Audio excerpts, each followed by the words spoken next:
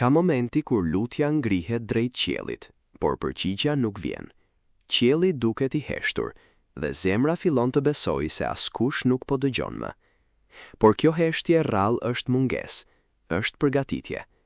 Njeriu e interpreton vonesën si refuzim, por në planin shpirtëror, koha nuk është bosh, ajo është aktive. Ndërsa ti pret, diçka e padukshme po rregullohet në prapasken.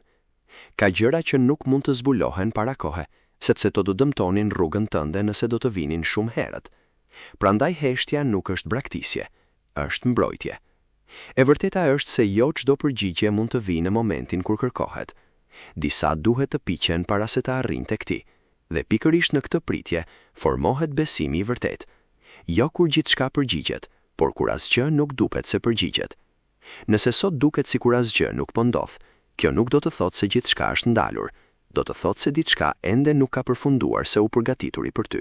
Njeriu jeton sipas orës, por Zoti vepron sipas qëllimit. Ajo që për ty duket urgjente, në planin hynor mund të mos jetë ende gati.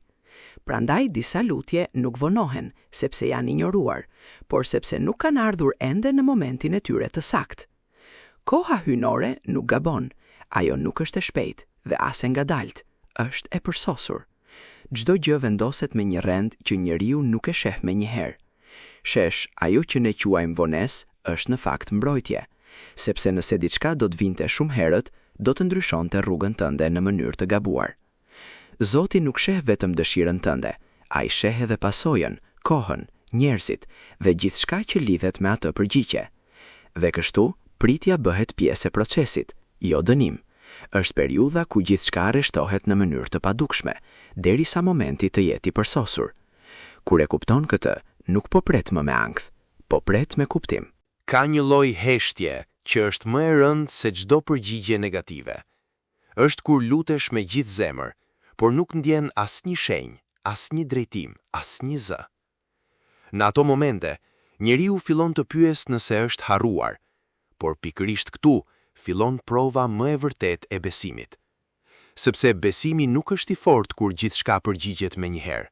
Ai bëhet i vërtet kur vazhdon edhe pa asnjë provë të dukshme. Zoti nuk është duke u larguar në heshtje. Shpesh ai po të mëson të ecësh pa u mbështetur në shenja, por në besim të pastër. Ka lutje që nuk vonohen sepse janë të parëndësishme, por sepse kërkojnë një zemër që është gati t'i mbajë ato pa u thyer. Dhe në këtë heshtje ndodh një proces i padukshëm. Frika fillon të zbehet, dyshimi fillon të thyhet dhe shpirti fillon të forcohet. Ajo që duket si mungesë përgjigjeje, në të vërtet mund të jetë trajnimi më i thellë shpirtëror që ke kaluar ndonjëherë. Përse një lutje të marrë formë në realitet, shpesh ndodh një proces që syri njerëzor nuk e sheh. Në sipërfaqe gjithçka duket e qetë, por në thellësi po zhvillohet një ndryshim i madh. Është si një përplasje e padukshme midis asaj që ka qenë dhe asaj që po vjen. Dhe në këtë fazë, gjithçka duket se ngadalsohet ose madje bllokohet. Por kjo nuk është shenjë humbjeje, është shenjë përgatitjeje. Shumë njerëz dorëzohen pikërisht këtu, sepse mendojnë se asgjë nuk po lëviz, por në realitet është momenti kur gjërat më të rëndësishme po rreshtohen në heshtje. Bekimi i madh nuk vjen pa rezistencë. Çdo hap përpara në jetën shpirtërore ka një periudhë presioni, sikur gjithçka po testohet për stabilitet. Dhe vetëm ata që qëndrojnë në këtë fazë pa u thyer e shohin derën që hapet më vonë. Ajo që sot duket si bllokim, nesër do të kuptohet si mbrojtje dhe drejtim i fshehtë. Shpesh njeriu mendon se lutja ka të bëjë vetëm me ndryshimin e situatës. Por në shumë raste, ndryshimi më i madh nuk ndodh jashtë, por brenda teje.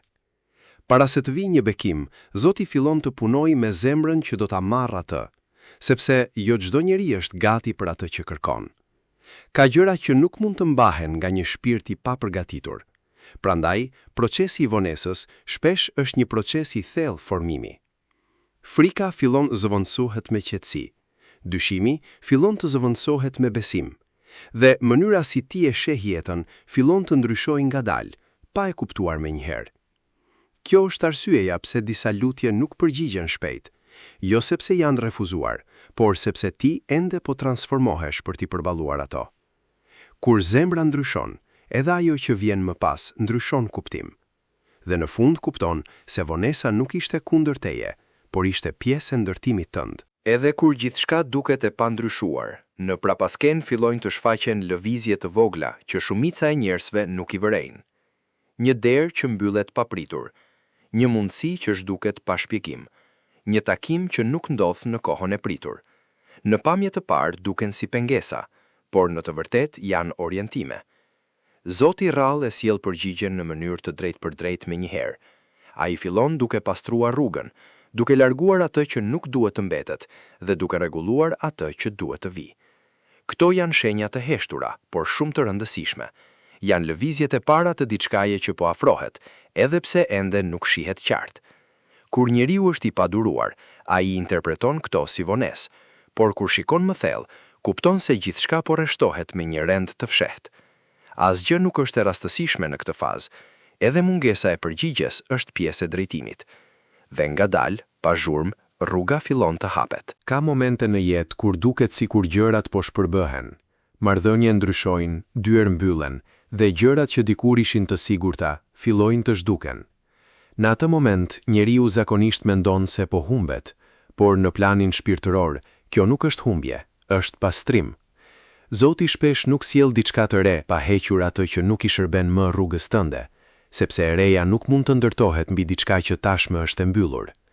Kjo fazë është e dhimbshme, sepse lidhet me emocione, kujtime dhe siguri të vjetra, por ajo që po largohet, nuk po largohet rastësisht, po krijohet hapësirë. Dhe shpesh, ajo që duket si fund, është në të vërtet fillimi një rruge më të pastër, më të qartë dhe më të drejtë. Në këtë fazë, besimi bëhet më i thellë, sepse nuk mbështetet më në atë që shikon, por në atë që ende nuk është shfaqur. Pas periudhave të gjata heshtjeje, pritjeje dhe pastrimit të brendshëm, vjen një moment që ndryshon gjithçka pa paralajmërim. Nuk është gjithmonë i zurmshëm, nuk vjen me shenja të mëdha. Shpesh ndodh në mënyrën më të qetë, por me një ndikim të thellë që ndryshon drejtimin e jetës. Një derë që dukej e mbyllur, papritur hapet. Një rrugë që nuk ekzistonte, fillon të shfaqet. Një përgjigje që dukej e largët, bëhet e afërt në një mënyrë të papritur. Në këtë moment, kupton se asgjë nuk ishte ndalur kurrë. Gjithçka thjesht po përgatitej për këtë pikë. Koha e Zotit nuk vonon dhe nuk nxiton. Ajo shpërthen në momentin e saj perfekt, duke lidhur çdo pjesë të historisë në një mënyrë që njeriu nuk mund ta kishte imagjinuar më parë. Dhe ajo që më parë dukej si errësirë, tani zbulohet si rruga që të çojë drejt këtij ndryshimi. Kur gjithçka më në fund fillon të shfaqet, kupton se asnjë moment nuk ishte i kotë. Çdo vonesë, çdo heshtje dhe çdo derë e mbyllur kishte një qëllim që nuk mund ta shihje në atë kohë. Ajo që më parë dukej si mungesë përgjigjeje, tani zbulohet si rruga e saktë që të ka mbajtur larg diçkaje që nuk ishte për ty dhe të ka afruar me atë që ishte e destinuar për ty. Në këtë pikë nuk ka më pyetje të mbetura, vetëm kuptim.